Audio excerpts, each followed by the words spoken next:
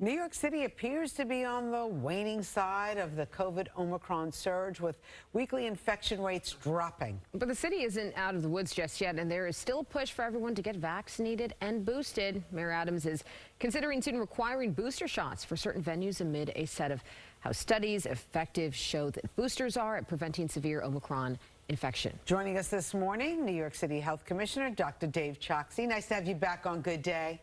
Thanks for having me, as always. All right, so can we take a deep breath and say we did it? We're over the worst of the Omicron, or do we have to worry about the next thing? Well, we have certainly navigated a really tough last few weeks, and I'm pleased to say that we are on the downslope, from the peak of cases and hospitalizations that we saw earlier this month.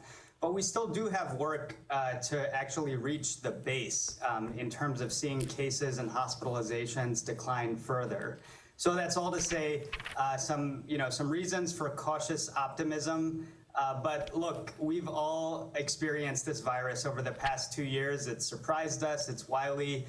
So we do need to keep taking some precautions to protect ourselves and our loved ones. Are there any other variants out there that we should know about at this particular time?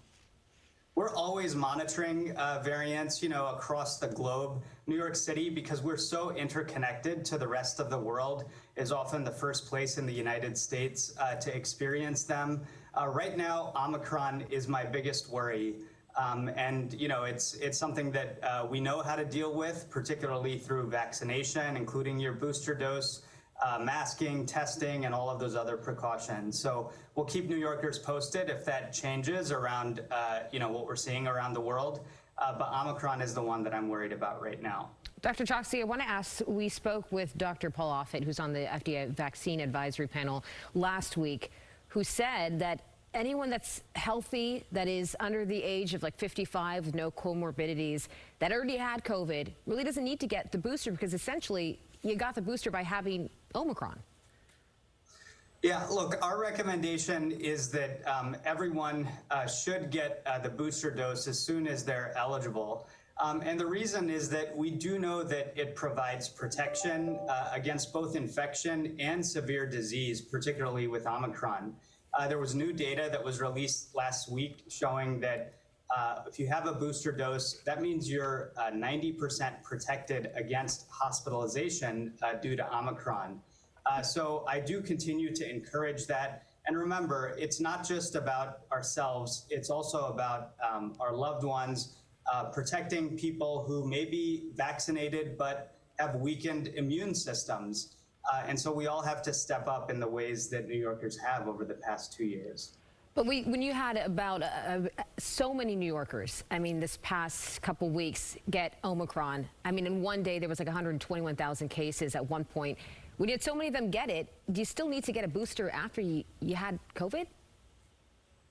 I do recommend it, and the reason is that although you do get immunity from having had COVID, you get stronger immunity if you get the booster dose as well. This is why we've been recommending, even for people who have had COVID in the past, that they should get vaccinated in the first place.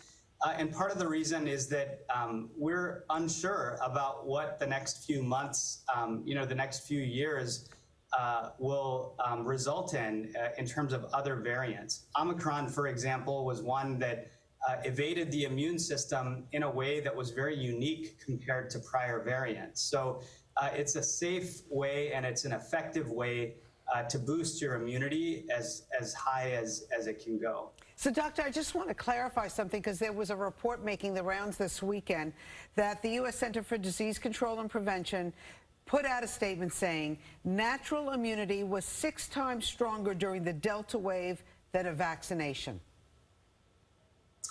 Yeah, this has been, circulating in the media. I've read the original study myself, which actually came out from New York State data. What it shows is, confirming what we know, which is if you've had an infection, that does give you some immunity. But also, if you are vaccinated after you've had an infection, that gives you still more immunity. And we've done analyses here in New York City that have shown the same thing, the choice that people face who have been infected previously is whether or not to get vaccinated. And all of the science is very clear. If you get vaccinated, you have still stronger protection. And so that's what we recommend. I know, but it just seems like that report completely contradicts everything everybody's been saying your natural immunity is 6 times greater than an injection. I don't know. It just makes us confused, doctor.